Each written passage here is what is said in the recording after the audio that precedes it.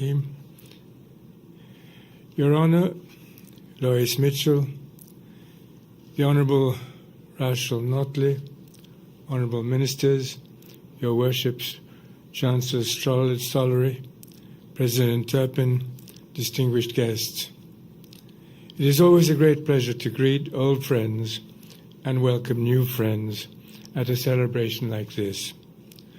But today's inauguration stands out for me as particularly joyous.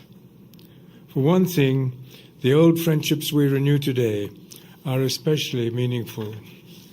We look back, of course, to the welcome in Alberta of members of the Ismaili community who settled here almost half a century ago, often in very difficult circumstances.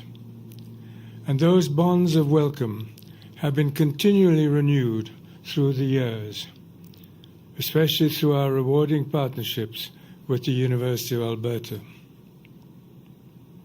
One of the special gifts that old friends offer is introducing us to wonderful new friends, and that has also happened here. The project we celebrate today, the inauguration of the Aga Khan Garden, is a particularly happy example. I think all of you have had the pleasure in your personal life or your professional life of seeing a fascinating story develop happily from beginning to end.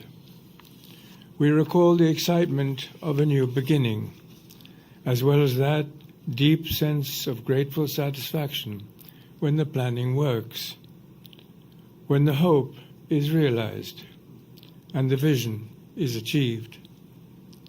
Well, that is exactly how I feel today. I was fortunate to have been part of this project's conception, and I feel fortunate to be here today to help mark its realization.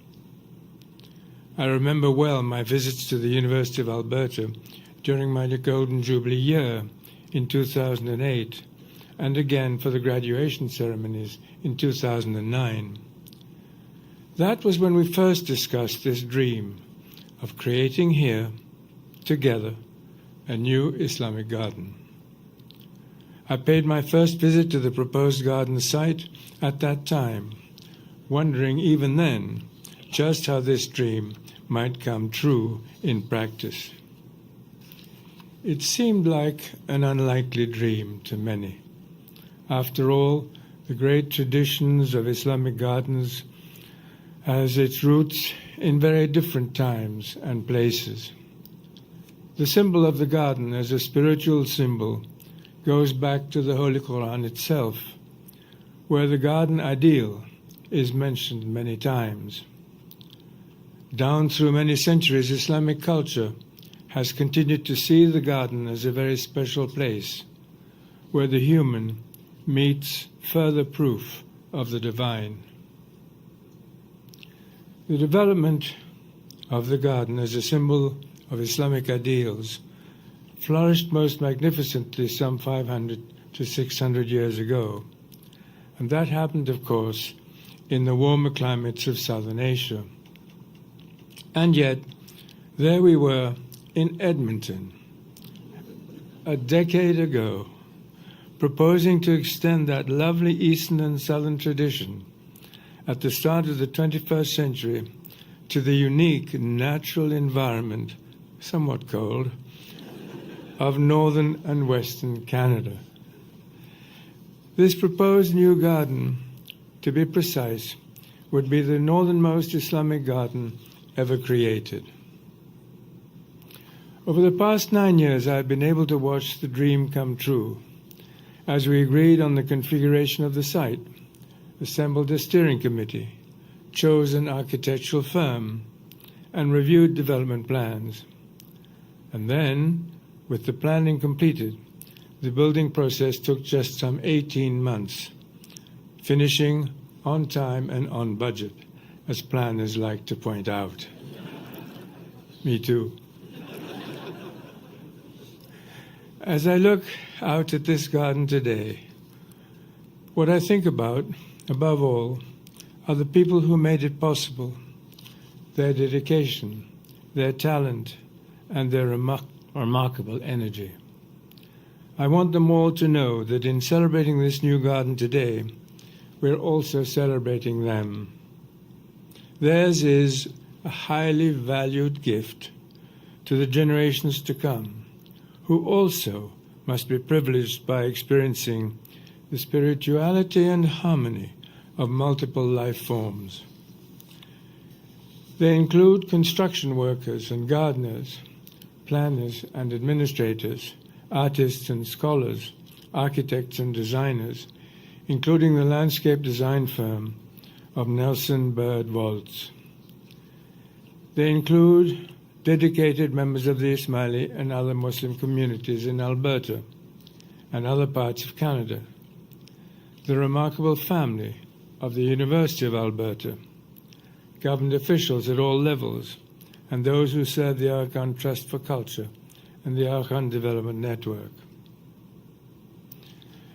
At the heart of their efforts, of course, was the inspiring power of the Islamic garden itself. For a central part of the garden tradition is the high calling of human stewardship, our responsibility to honor, to protect, and to share the gifts of the natural world.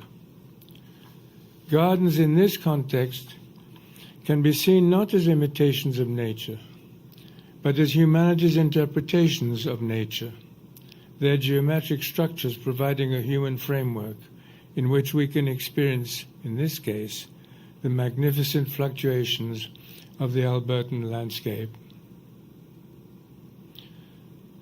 The garden of Islamic tradition is also a place where the flow of refreshing water reminds us of divine blessing. It is a place for meditation and quiet renewal. But I would likewise emphasize that the garden through history has also been seen as a social space, a place for learning, for sharing, for romance, for diplomacy, for reflection on the destiny of the human race. And even as we share the garden experience with others, we can feel a connection with those who walked through similar gardens in the past. I would also mention one additional aspect of the particular garden we inaugurate today. It symbolizes not only the creative blending of the natural and the human, but also the beauty of multiple intercultural cooperation.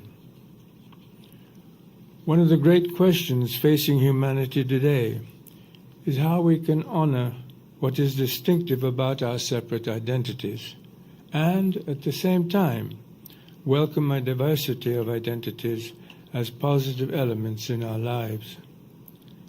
This city and this country have been among the world leaders in providing positive answers to that ancient question.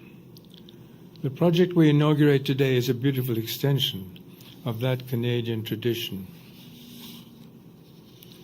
In Canada and in many other places, the Aga Khan Trust for Culture has made a major commitment to creating and renewing important green spaces in recent years.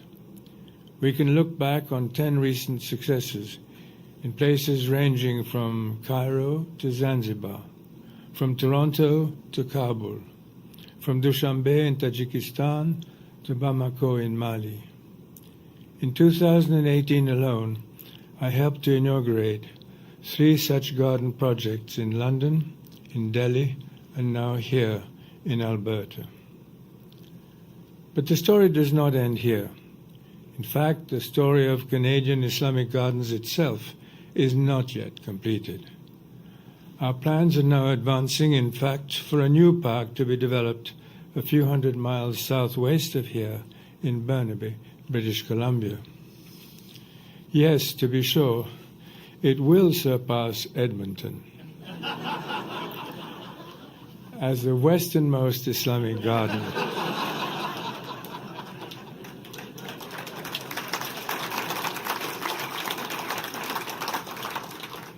But of course we can be assured that Edmonton's garden will still have a lasting claim as the northernmost.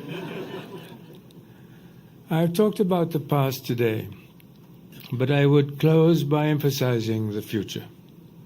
It is wonderful, at a moment like this, to think of all those who will visit here in the years to come. Our work now is to sustain this space, to create new experiences, and to meet new challenges.